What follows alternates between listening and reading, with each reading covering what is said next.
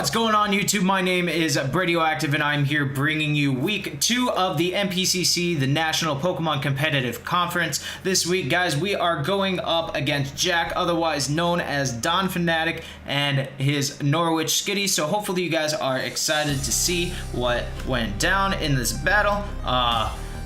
It's been like a week since I've done this battle, so hopefully my commentary isn't too bad, guys. Hopefully I can remember what some of my decisions were and why I did them, but we'll see. I'm also recording this battle at a slightly higher speed than usual, and hopefully that kind of helps with the pacing of things a little bit. But again, we'll see. Always leave you guys' comments in the description below and let me know how you feel. But let's get this battle started, guys. So Jack's gonna look super powerful there with his awesome pose, and he's gonna lead with his Greninja. I go ahead and lead my my Bronzong here. I'm pretty sure my thought process here was I believe I was running Stealth Rocks on here, and obviously I like to lead with my Stealth Rocks lead if possible. If he's HP Fire here, I know I'm kind of screwed, but I can Gyro Ball if it's like an attacking set or something and not a special set, and get a decent chunk of damage off, since I am more of a physical Bronzong this week. But you see that he sets his spikes there, leading me to believe he could potentially be more of a special Greninja, since I know special Greninja often runs spikes. But he switched U-turns out into Venusaur here. I Gyro Balled again, not knowing that he was going to switch out. Obviously Venusaur, being the bulky ass bitch that it is, tanks that. So Venusaur is going to go ahead and Mega here, since Venusaur is Jack's S tier / Mega tier Pokemon this week, which is cool.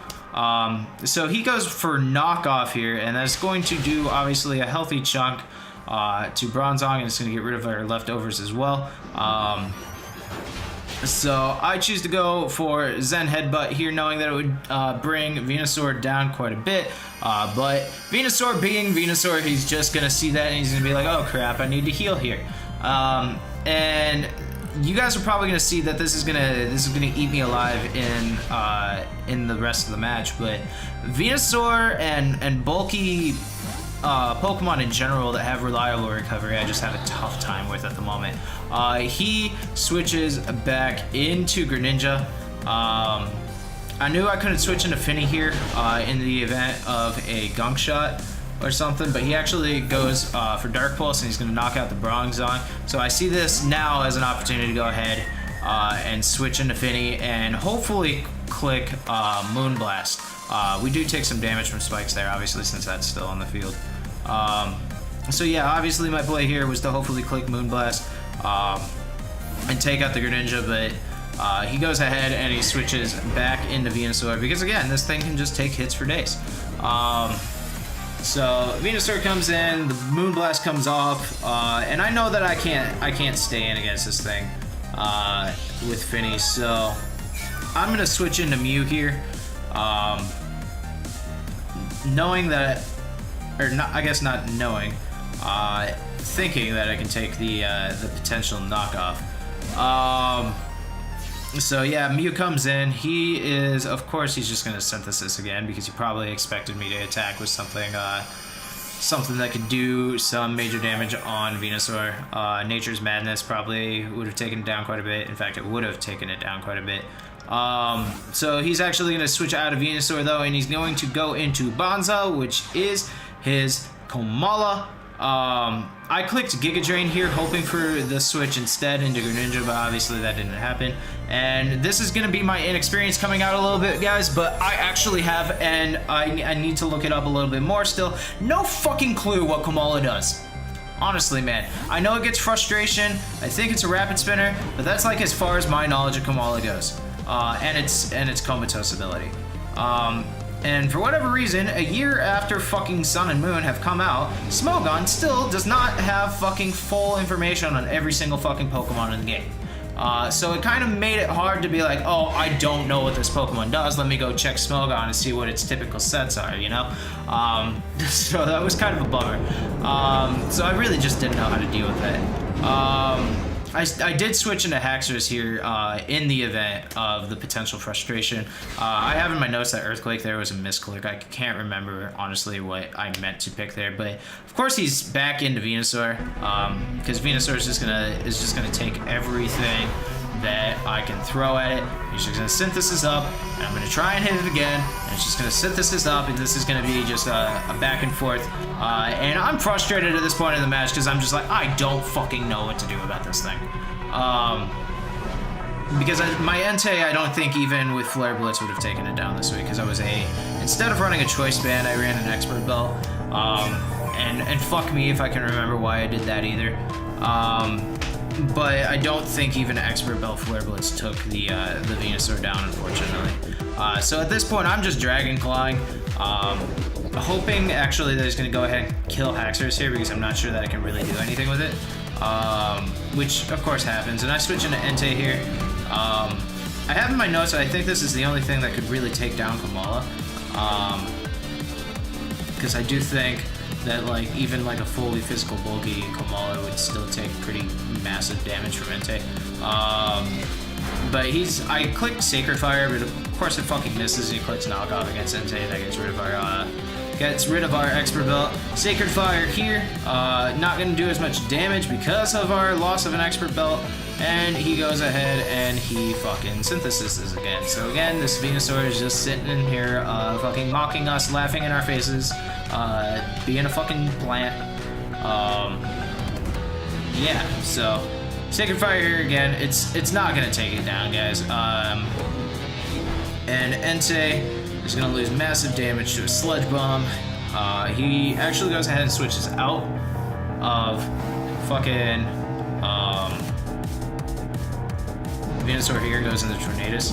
This Flare Blitz is going to do a healthy amount of damage to Tornadus, but unfortunately doesn't take it out, and we die to the recoil, which sucks. So I go ahead and I switch into to Finny here. And I'm going to Ice Beam here. Yeah, super effective Ice Beam. At this point, I'm just kind of clicking things, honestly, because I wasn't very confident in my ability to win this match at this point. So yeah, he does Sludge Wave, obviously, because it's super effective. Poison, super effective, his Fairy does hella damage. But we managed to live it, and we get the Ice Beam off, and the Tornadus goes down. Which is great. That's pretty cool. But he's going to come in with Electivire here.